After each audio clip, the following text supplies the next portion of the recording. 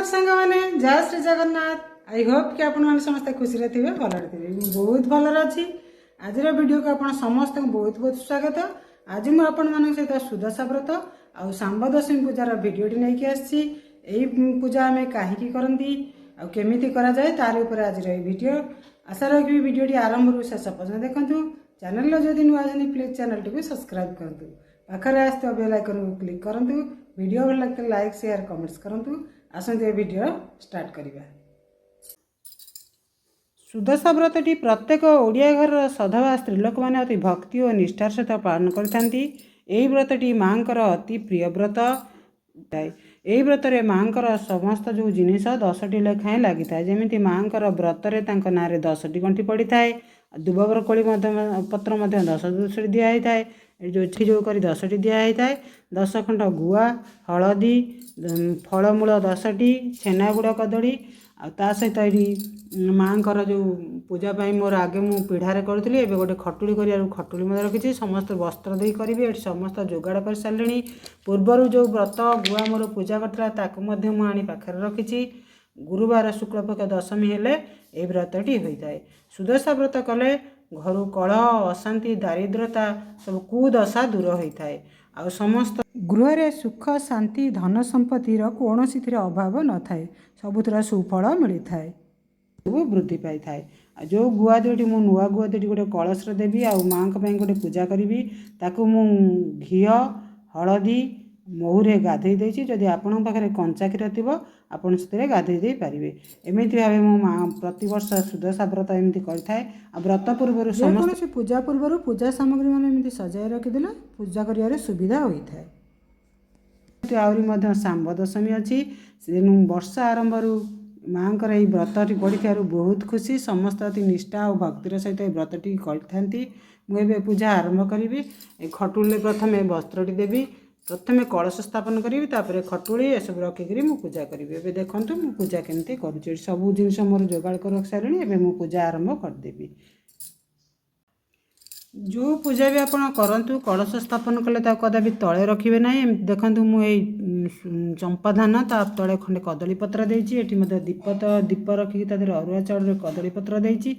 आते जिते चंड बाहर करेंगे जेकोसी गोटे पात्र रखि थे छोट जगह हो ना पत्र देवे। एबे आसतु आमर पूजा आरंभ करिबा।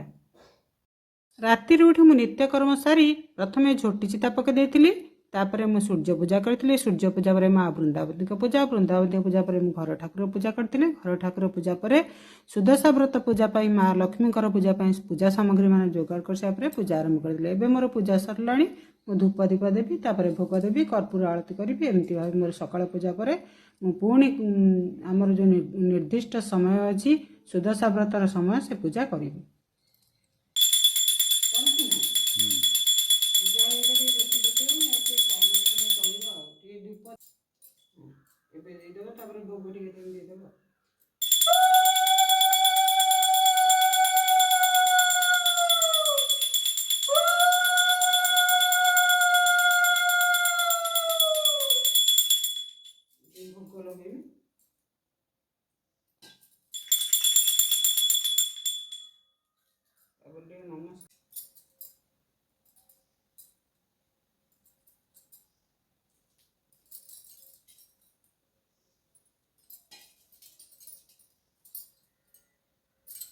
नमस्कार।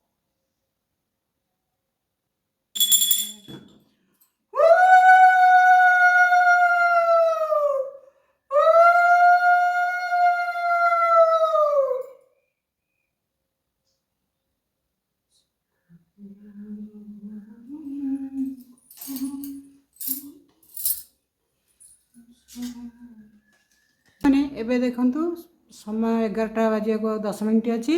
विरजा पंजिका अनुसार 11टा 24 पर्यंत सुदशा व्रत अच्छी।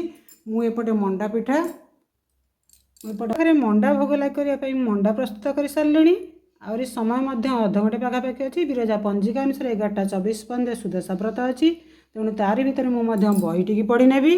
बही पढ़ी सारापर मुझे मंडा भोग लगे करी। मंडा भोग लगे सारी स्वस्थान गच्छ करी माने कलश को टे घुंचाई देवी। माँ का आस्थान गुड़ी घुंचाई देवी। व्रत बांधि नेबी माँ को नमस्कार करी। सेपटे जाए सूर्य नारायण को पूजा करी। सकाळु आज आमर एगुड़ा सब सेमती रही ସ୍ୱସ୍ଥାନ ଗଛ ହେଲା ପରେ ବି ଏମିତି ଥାଏ। ଆଉ ସନ୍ଧ୍ୟାରେ ମଧ୍ୟ ମୁଁ ଟିକେ ଭୋଗ ଲାଗି କରିଥାଏ, ଫଳମୂଳ ଭୋଗ ଲାଗି କରିଥାଏ, ଧୂପ ଦୀପ ଦେଇଥାଏ। ତାପରଦିନ ସକାଳୁ ଠାକୁରଙ୍କୁ ପୂଜା ସାରିଲା ପରେ ମୁଁ ପୁଣି ଟିକେ ଭୋଗ ଲାଗି କରିସାରିକିରି ଯେଉଁ ଜିନିଷ ଗୁଡ଼ିକ ପାଣିରେ ପକାଇବା କଥା ତାକୁ ବାହାର କରିନିଏ। ଆଉ ଯାହା ଆମର ସୁଦଶା ବ୍ରତର ଜିନିଷ ରହିବା କଥା ମୁଁ ରଖିଦିଏ। ଏମିତି ଭାବେ ମୋର ସୁଦଶା ବ୍ରତ ପୂଜା ଥାଏ। ଏବେ ବିଲକୁଲ ବି ଡେରି କରିବେନି, ଆସନ୍ତୁ ଏବେ ମୁଁ ବହିଟି ପଢ଼ି ନେବି, ତାପରେ ମାଆଙ୍କ ପାଖରେ ଭୋଗ ଲାଗି କରିକିରି ଏମିତି ମୋର ପୂଜା ସାରିବି। ଓಂ ସୂର୍ଯ୍ୟାୟ ନମଃ। ପ୍ରତିବର୍ଷ ପୌଷ ଶୁକ୍ଳପକ୍ଷ ଦଶମୀ ତିଥିରେ ଶାମ୍ବ ଦଶମୀ ପୂଜା କରାଯାଏ। ଶ୍ରୀକୃଷ୍ଣ ଜାମ୍ବବତୀଙ୍କର ସନ୍ତାନ ଥିଲେ ଶାମ୍ବ। ଶ୍ରୀ ନାରଦଙ୍କ ଦ୍ୱାରା ଅଭିଶପ୍ତ ହୋଇ କୃଷ୍ଣ ରୋଗରେ ପୀଡ଼ିତ ହୋଇଥିଲେ। ଦୀର୍ଘ ବର୍ଷ ତପସ୍ୟା ପରେ ସେହି ବ୍ୟାଧିରୁ ଆରୋଗ୍ୟ ଲାଭ କରିଥିଲେ। ଆରୋଗ୍ୟ ପରେ ସେ ସୂର୍ଯ୍ୟ ଉପାସନା କରିଥିଲେ। ସେଥିପାଇଁ ପ୍ରତିବର୍ଷ ଏହି ଶାମ୍ବ ଦଶମୀ ଦିନ ମାଆମାନେ ନିଜର ସନ୍ତାନ ସନ୍ତତିଙ୍କର ସୁସ୍ଥ ଦୀର୍ଘାୟୁ ନିରୋଗ ଜୀବନଯାପନ କାମନା କରି ପ୍ରଭୁ ସୂର୍ଯ୍ୟଦେବଙ୍କ ପାଖରେ ପୂଜା କରିଥାନ୍ତି।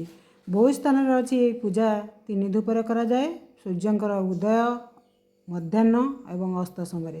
କିନ୍ତୁ ଆମର ଏପଟେ ଆମେ 11:30ରୁ 1 ଭିତରେ ସୂର୍ଯ୍ୟଙ୍କର ଉପାସନା କରିଥାଉ।